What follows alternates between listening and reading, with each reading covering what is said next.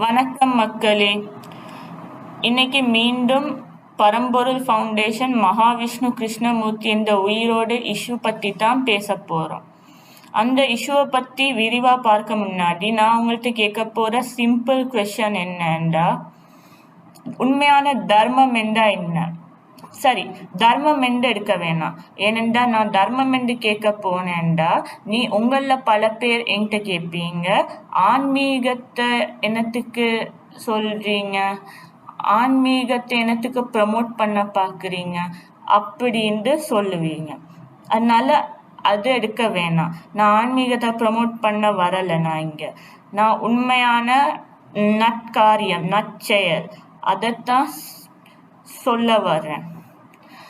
அப்போ முதல்ல நான் என்ன கேட்க விரும்புகிறேன்டா, உண்மையான மனித மேம்பாடுக்கு, மனித வளர்ச்சிக்கு, மனித டெவலப்மெண்ட்டுக்கு ஊண்டுகோலாக அமைகிறது எது? உங்களில் பல பேர் சொல்லுவீங்க, செல்ஃப் ஓரியன்டாக சுய மேம்பாடு கன்சன்ட்ரேட் பண்ணி சுய வளர்ச்சிக்காக யோசிச்சு சுயநலத்தோட சுய முயற்சியோட இயங்குறது என்று. அதாவது ஒரு நாளும் சுயநலத்தோட யோசிச்சு சுய முயற்சியையும் சேர்த்து தன்னோட வளர்ச்சிக்காக மட்டும் யோசிக்கிறது ஒரு நாளும் ஒருவர் சுய மேம்பாடடைய உதவாது. அதோட அது சொசைட்டியாவும் டெவலப் ஆக உதவாது. ஒருவர் பிறருக்காக யோசிக்கக்குள்ள, சொசைட்டிக்காக யோசிக்கக்குள்ள தன்னையும் டெவலப் பண்ணி கொண்டு மற்றவங்களையும் டெவலப் ஆகிறதுக்கு வழிவகுப்பாங்க. அதே நேரத்தில் ஒருவர் அறியாமையால் செய்த பிழைய, தவற, அதாவது பாவத்தை திருப்பி திருப்பி சுட்டி காட்டி கொண்டு அதையே ஃபோக்கஸ் பண்ணி அவங்களே டார்கெட் பண்ணிட்டு இருந்தா ஒரு நாளும் அதே பிரச்சனைக்கோ அது போன்ற பிரச்சனைகளுக்கோ தீர்வு கிடைக்காது.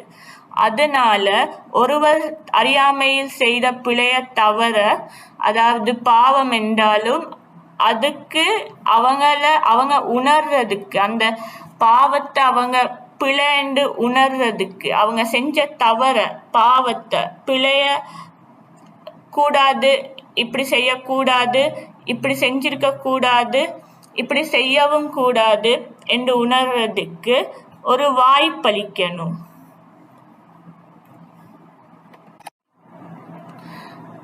இப்ப பரம்பொருள் ஃபவுண்டேஷன் மகாவிஷ்ணு கிருஷ்ணமூர்த்தி என்ற நபர் சம்பந்தமான பிரச்சனையில இன்வால்வ் ஆயிருக்க தமிழ்நாட்டு அரசு பள்ளி தமிழ் ஆசிரியர் சங்கர் அவர்கள் மாற்றுத்திறனாளிகளை மகாவிஷ்ணு கிருஷ்ணமூர்த்தி முற்பிறப்பில் செய்த பாவத்தாலேயே அந்த மாற்றுத்திறனாளிகளாக அவர்கள் பிறப்பெடுக்கிறார்கள் என்று சொன்னதை தனக்கு தான் ஒரு மாற்றுத்திறனாளி, அதனால என்ன எப்படி சொல்லலாம், நான் என்ன பாவம் செய்தேன் அப்படி என்று எடுத்தாங்களா, இல்லைண்டா ஏனைய மாற்றுத்திறனாளிகள் என்ன பாவம் செஞ்சாங்க, என்னத்துக்கு அவங்க இப்படி பிறப்பெடுக்கணும் அப்படின்ட்டு பொது நலமா யோசிச்சாங்களா?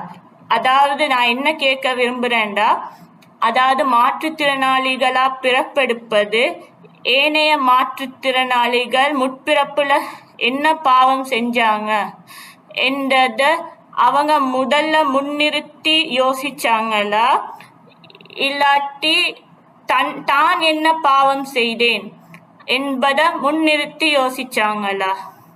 எதை முன்னிறுத்தி யோசிச்சாங்க? அதாவது நான் என்ன பாவம் செய்தேன், என்னத்துக்கு நான் அப்படி இருக்கணும் அப்படி முதல்ல யோசிச்சாங்களா, இல்லாட்டி ஏனைய மாற்றுத்திறனாளிகள் என்ன பாவம் செஞ்சாங்கன்றத முன்னிறுத்தி யோசிச்சாங்களா? அடுத்த கேள்வி என்னன்னா, இப்ப சமூக ஊடகங்கள்ல பரவலா உற்று நோக்கப்படுவது என்னன்னா, பல இடங்கள்ல பலரும் செய்கிற போராட்டம், அதாவது பரம்பொருள் ஃபவுண்டேஷன் மகாவிஷ்ணு கிருஷ்ணமூர்த்தி என்ற ஒரு ஆளுக்கு அகெயின்ஸ்டா பலரும் செய்யக்கூடிய போராட்டம். நான் கேட்கிறேன், இந்த பலரும் எதற்காக போராட்டம் செய்யறாங்க? உண்மையில எல்லாரையும் சொல்லிட்டாங்களே, அப்படி பொது நலமா யோசிச்சு போராட்டம் செய்யறாங்களா? அதாவது மாற்றுத்திறனாளிகள் எல்லாரையும் தவறா சொல்லிட்டாங்களே அப்படின்னு பொது நலமா யோசிச்சு போராட்டம் செய்யறாங்களா, இல்லாட்டி சுயநலமா தாங்கள் மாற்றுத்திறனாளிகள் என்பதை முன்னிறுத்தி சுயநலமா யோசிச்சு போராட்டம் செய்யறாங்களா? அதோட தூண்டுதலின் பெயரில் போராட்டம் செய்யறாங்களா, இல்லாட்டி ஏதாவது சுய லாபத்துக்காக போராட்டம் செய்யறாங்களா? அதாவது இந்த யூடியூப்ல நிறைய பேர் மகாவிஷ்ணு கிருஷ்ணமூர்த்தி என்ற நபருக்கு அகெயின்ஸ்டா பேசி வீடியோஸ் வெளியிடுறாங்க தானே, அது உண்மையில அவங்க சுய லாபத்துக்காக செய்யறாங்களா, இல்லாட்டி பொது நலத்தின் அடிப்படையில் செய்யறாங்களா? இதுதான் என்னுடைய அடுத்த கேள்வி. பேசிக்கலி நான் என்ன சொல்ல வர்றேன்டா, ஒருத்தர் அறியாமையில செய்த பாவம், தவறு, குற்றம் என்னென்றாலும் அவங்களுக்கு மறு வாய்ப்பு என்பது அளிக்கப்படணும். அதாவது அவங்க அந்த தவறை உணர்ந்து தன்னை திருத்தி கொண்டு நல்ல ஒரு வாழ்க்கை அமைத்து அதன்படி வாழ்றதுக்கு அவங்களுக்கு ஒரு வாய்ப்பு கொடுக்கப்படணும். அதாவது மகாவிஷ்ணு கிருஷ்ணமூர்த்தி அவங்கள பிரச்சனையிலும் இதே தான் அப்ளிகபிள்.